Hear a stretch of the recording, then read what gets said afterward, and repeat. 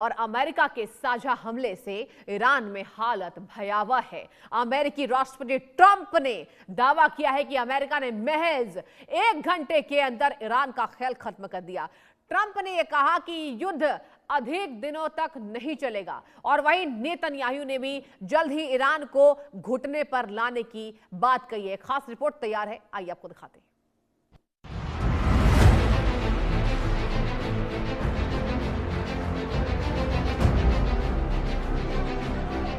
Israel और America के Iran पर साझा हमले के बाद युद्ध और भीषण होता जा रहा है। दोनों पक्षों की ओर से लगातार हवाई हमले जारी हैं। ईरान के supreme leader Ayatollah Ali Khamenei के मारे जाने के बाद ईरान बदले की आग में जल रहा है। 2 मार्च की रात अमेरिकी राष्ट्रपति ट्रंप ने ईरान के सरेंडर करने की चेतावनी तक दे डाली। ट्रंप ने कहा कि अगर ईरान ने सरेंडर नहीं किया तो युद्ध 4-5 हफ्तों से ज्यादा चल सकता है। ट्रंप की चेतावनी के बाद भी ईरान का इजराइल और मिडिल ईस्ट के देशों में अमेरिकी सैन्य ठिकानों पर हमले जारी हैं। इजराइल से लेकर खाड़ी देशों पर हवाई हमले, UAE, Qatar, Bahrain, Kuwait, Jordan पर हमले, सऊदी अरब, इराक में अमेरिकी बेस पर सैकड़ों मिसाइलें दागी। हमले में यूएई और सीरिया में आम नागरिक भी मारे गए। इजराइल में भी कुछ लोगों की मौत हो गई। ईरान के हमलों के जवाब में इजराइल और अमेरिका के भी ईरान पर हवाई हमले जारी हैं। 3 मार्च को भी दोनों ओर से भारी हवाई हमले हुए हैं। 1 और 2 मार्च को दोनों पक्षों की ओर से हमले तेज हो गए। अमेरिका इजराइल के हमले में ईरान में भारी तबाही हुई। अमेरिका इजराइल ने 2000 से अधिक टारगेट्स पर हमला कर दिया। हमले में ईरान का 50% मिसाइल स्टॉक नष्ट हो गया। हमले में ईरान के 9 नेवी जहाज भी डूब गए। अमेरिका का ईरान पर B-2 बॉम्बर से हमला। युद्ध में अब तक ईरान में 500 से अधिक मौतें, 747 से अधिक घायल। ईरान के हमले में अमेरिका को भी नुकसान। अमेरिका के 3 सैनिकों की मौत, 4 गंभीर रूप से घायल। ईरान में जंग के बाद अमेरिकी राष्ट्रपति ने साफ कर दिया है कि अगर जरूरत पड़ी तो वो ईरान में जमीनी कार्रवाई भी करेंगे, यानी ईरान की जमीन पर अमेरिकी सेना उतर सकती है। उधर युद्ध के चौथे दिन 3 मार्च को इजराइल के प्रधानमंत्री बेंजामिन नेतन्याहू ने भी दावा किया है कि ईरान पर जल्द ही काबू पा लिया जाएगा। ईरान से युद्ध लंबा नहीं चलेगा, अंतहीन नहीं होगा। मतलब साफ है, नेतन्याहू और ट्रंप ने ईरान को घुटनों पर लाने का फुल प्रूफ प्लान पहले से तैयार कर रखा है। ईरान पर अटैक को नेतन्याहू युद्ध क्षेत्र में शांति लाने के लिए जरूरी बता रहे हैं। नेतन्याहू ने अरब के 4 देशों के साथ पहले किए अब्राहम अकॉर्ड समझौते का जिक्र करते हुए कहा कि अमेरिका के सहयोग से और भी देशों के साथ शांति समझौते की उम्मीद है। जाहिर है, ईरान का इजराइल और अमेरिका के साथ युद्ध में लंबे समय तक टिकना नामुमकिन है, लेकिन ये भी सच है कि ईरान ने अमेरिकी जैसे ताकतवर देश को सीधी चुनौती पेश की है। Bureau report, India news.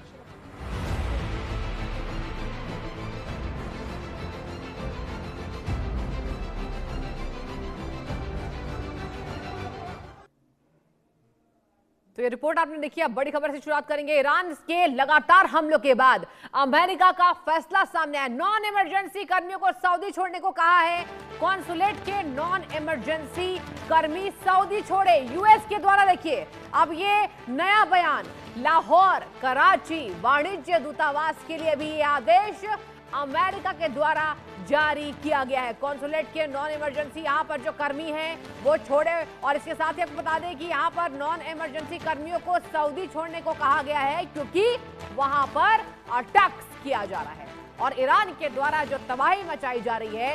एक एक वीडियो सामने आ रही है और जो मंजर देखने को पूरे दुनिया में मिल रहा है, यही वजह है कि लगातार एडवाइजरी जारी की गई है। आप देखिए, एक तरफ भारत के लिए एडवाइजरी, एक तरफ अब अमेरिका ने, बता दें आपको, यहाँ पर एक नई एडवाइजरी जारी की है। ये नया आदेश है यूएस के द्वारा। नॉन इमरजेंसी कर्मी जितने हैं वो सऊदी अरब को छोड़ दे, वहां से निकल जाए जितनी जल्द हो सके। और आपको बता दें ये इसलिए हो रहा है क्योंकि लगातार यहां पर अगर बात की जाए अमेरिकी दूतावास को तमाम देशों में निशाना ईरान बना रहा है और ईरान की यही सबसे पहली चाल है, अमेरिका को कमजोर करने की चाल है। और अब अमेरिका ने कहा है कि नॉन इमरजेंसी कर्मियों को सऊदी छोड़ने का आदेश यूएस के द्वारा सामने आया है। ये बड़ी जानकारी आपको दे रहे हैं। लाहौर, कराची वाणिज्य दूतावास के लिए भी ये आदेश यूएस के द्वारा किया गया है।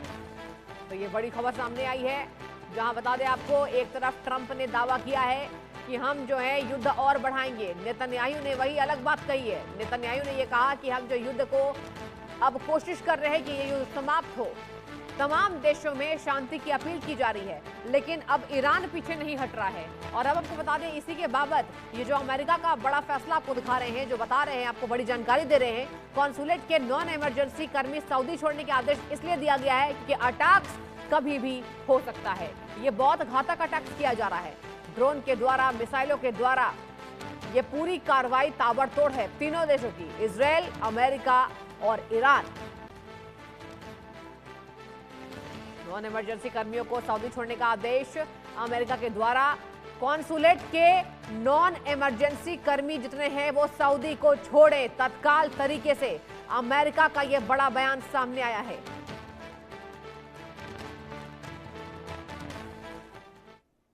और अब बारी है आपको कुछ तस्वीरें दिखाने का। ये भीषण जंग की तस्वीरें। पहली तस्वीर देखिए, आपको राष्ट्रपति डोनाल्ड ट्रंप नजर आ रहे हैं। आपको हम उनकी तस्वीर इसलिए दिखा रहे हैं क्योंकि राष्ट्रपति डोनाल्ड ट्रंप का ये बड़ा रोड मैप तैयार हो गया। उन्होंने कहा है कि ईरान को अब तबाह कर देंगे। मतलब तबाह तो पहले से ही किया जा रहा है, लेकिन अब ईरान की स्थिति और भीषण होगी। दूसरी तस्वीर ईरान की दिखा रहे हैं क्योंकि ईरान ने कहा है कि अब हम तैयार हैं। अब तक तुम दोनों देश तैयार थे, लेकिन अब ईरान अकेला तैयार है। ईरान खामनेई के खात्मे का बदला लेगा। तीसरी तस्वीर आपको तबाही का दिखाना है। ईरान में यह भीषण तबाही, B-1 बॉम्बर से अटैक किया गया दर्शकों। और चौथी तस्वीर आपको दिखा रहे हैं, ईरान के द्वारा रिटालिएशन, ये पलटवार, ईरान का पलटवार। देखिए चौथी तस्वीर से आप समझ जाएंगे। तेल अवीव में हाहाकार।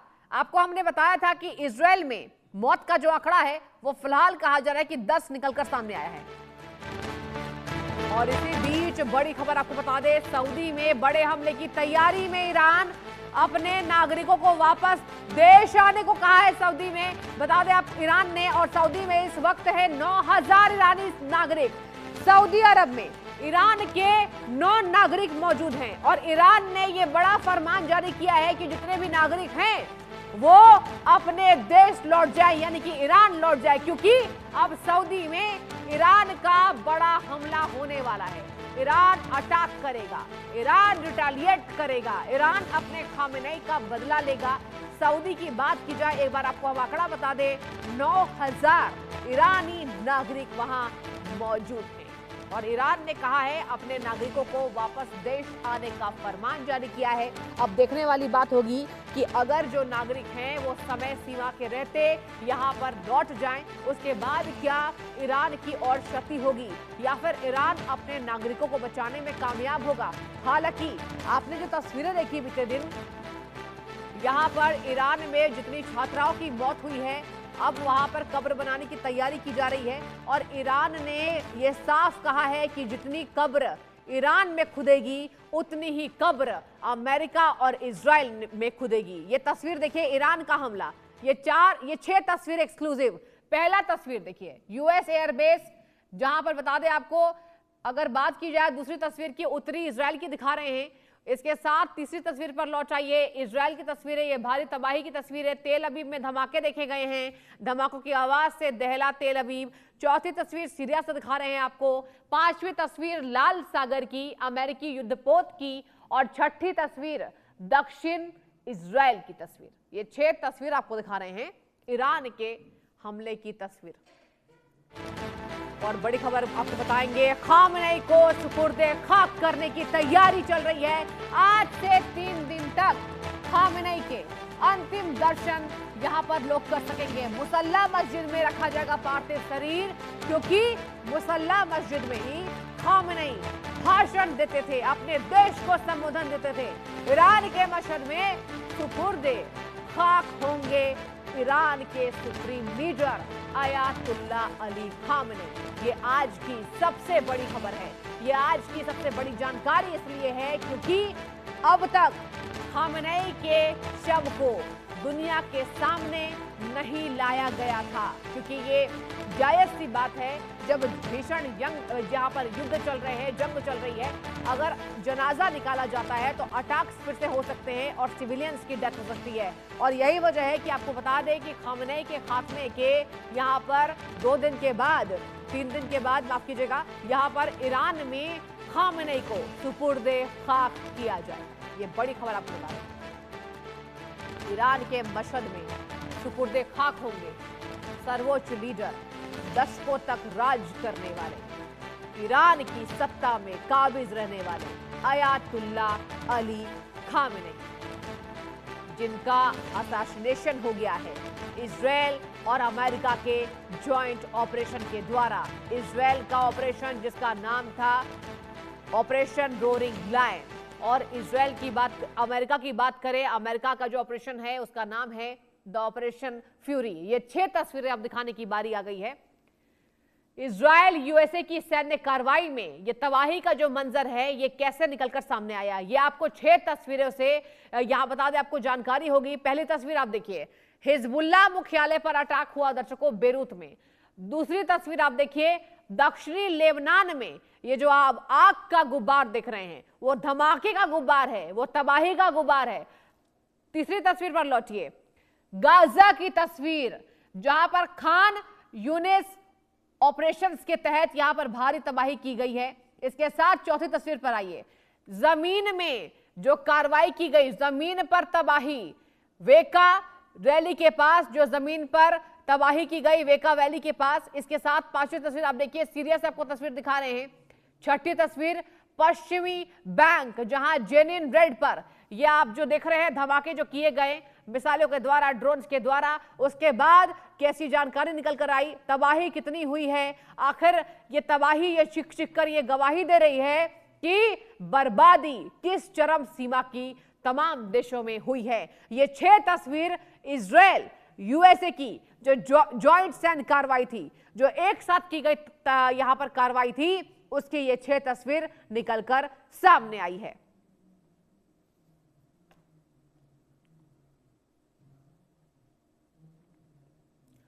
और आगे बढ़ेंगे, मिडिल ईस्ट में भड़के भीषण युद्ध और वैश्विक महायुद्ध जैसे हालातों के बीच एक बेहद चौंकाने वाली खबर सामने आई है। इस घटना का असर भारत के उत्तर प्रदेश के बाराबंकी जिले तक साफ दिखाई दे रहा है। यहां की सिरौली गौसपुर तहसील स्थित कितूर गांव में मातम का माहौल है, क्योंकि खामेनेई का पुश्तैनी संबंध इसी गांव से जुड़ा हुआ है। बताया जा रहा है गांव के बुजुर्गों और स्थानीय लोगों के अनुसार खामेनेई के दादा सैयद अहमद मुसावी हिंदी 18वीं और 19वीं सदी के दौरान इसी गांव में रहा करते थे। अपनी भारतीय जड़ों को सम्मान देने के लिए उनके परिवार ने अपने नाम के साथ हिंदी उपनाम जोड़ा था। गांव में आज वे पुराने दस्तावेज और पुश्तैनी मकान मौजूद हैं जो खामेनेई परिवार के इस ऐतिहासिक रिश्ते की गवाही देते हैं। खामेनेई का यूपी से क्या कनेक्शन? कौन थे खामेनेई के गुरु खुमैनी? इजराइल और अमेरिका के संयुक्त हमले में ईरान के सुप्रीम लीडर अली खामेनेई मारे गए हैं। इस हमले के साथ ही उनकी बेटी, दामाद, पोते और पोती समेत परिवार के कई दूसरे सदस्य भी मारे गए हैं। ईरान ने सुप्रीम लीडर की मौत की पुष्टि भी कर दी है। इस घटना के बाद मिडिल ईस्ट में तनाव भड़क गया है। तेहरान ने कड़ा और बड़ा बदला लेने की बात कही है। इस बीच 1979 की इस्लामिक क्रांति और अयातुल्लाह रूहुल्लाह खुमैनी के भारत से संबंध की चर्चा फिर से शुरू हो चुकी है। क्या आप जानते हैं कि खुमैनी के पूर्वज यूपी के गांव से होते हुए पहले इराक और फिर ईरान पहुंचे थे? खामेनेई के गुरु अयातुल्लाह रूहुल्लाह खुमैनी का भारत से कनेक्शन। खुमैनी उत्तर प्रदेश के बाराबंकी के रहने वाले थे। ईरान में नोटों से लेकर सड़कों और कॉलेजों तक खुमैनी की छवि। खुमैनी ने ही 1979 की इस्लामिक क्रांति को जन्म दिया था। शाह मोहम्मद रजा पहलवी की सरकार को खत्म किया था। खुमैनी के दादा सैयद अहमद मुसावी बाराबंकी के किंतूर गांव में पैदा हुए थे। वो बाद में भारत छोड़कर ईरान में जाकर बस गए। यात्रा के दौरान वे इराक के नजफ गए। आखिरकार 1834 के आसपास ईरान के खुमैन शहर में जाकर बसे। यही खुमैनी के परिवार की कहानी ईरान की राजनीति और क्रांति तक पहुंच गई। मीडिया रिपोर्ट्स के मुताबिक अहमद मुसावी हिंदी के पिता दीन अली शाह मिडिल ईस्ट से भारत आए थे और फिर बाराबंकी में बसे। अहमद मुसावी ने अपने नाम के साथ हिंदी जोड़कर भारत से अपने जुड़ाव को हमेशा जिंदा रखा। उन्हें इस्लामी उत्थान का समर्थक माना जाता है। यह परिवार मूल रूप से 18वीं शताब्दी के अंत में ईरान से भारत आया था। इनके भारत आगमन का उद्देश्य शिया धर्म का प्रचार प्रसार माना जाता है, क्योंकि उस समय लखनऊ, बाराबंकी और हैदराबाद जैसे क्षेत्रों में ईरानी शिया विद्वानों का आगमन हुआ था और उन्हें नवाबों से संरक्षण भी मिला था। हालांकि उस समय ईरान में सत्ता संघर्ष और अस्थिरता थी, जिस कारण मुसावी और उनके परिवार ने धार्मिक कार्यों और बेहतर जीवन के लिए भारत का निवास चुना था। बाद में मुसावी इराक होते हुए ईरान लौट गए थे, जहां उनका परिवार बढ़ा। रूहुल्लाह खुमैनी इसी परिवार के वंशज थे, जिन्होंने ईरान में इस्लामिक क्रांति का नेतृत्व किया। राजा पहलवी की सरकार ने खुमैनी को विदेशी, खासतौर से भारतीय मूल का बताकर उनकी वैधता पर हमले किए और उन्हें जेल में भी डाल दिया। लेकिन निर्वासन में खुमैनी ने साफ कर दिया कि उनके पूर्वजों ने धर्म के प्रचार के लिए भारत का दौरा किया था, उनकी जड़ें ईरान में ही हैं। इस बात ने शाह सरकार को कमजोर कर दिया और जनता का समर्थन खुमैनी के पक्ष में आ गया। 1979 में इस्लामिक क्रांति सफल हुई और खुमैनी ईरान के सर्वोच्च नेता बन गए। उनके बाद उनकी जगह उनके शिष्य अयातुल्लाह खामेनेई ने सत्ता संभाली। इस बीच कितूर गांव में रहने वाले खुमैनी के खानदानी सैयद निहाल अहमद काजमी मौजूदा युद्ध को गलत ठहरा रहे हैं। उन्होंने कहा कि जंग नहीं होनी चाहिए, इसमें मासूम लोग मारे जा रहे हैं। किसी भी हाल में शांति और संवाद ही एकमात्र रास्ता होना चाहिए। खामेनेई और उसके गुरु की बाराबंकी से कनेक्शन यह इतिहास में अनोखी घटना है, जहां छोटे से गांव से निकला व्यक्ति दुनिया की सबसे चर्चित क्रांतियों में से एक की नींव रखने वाले परिवार का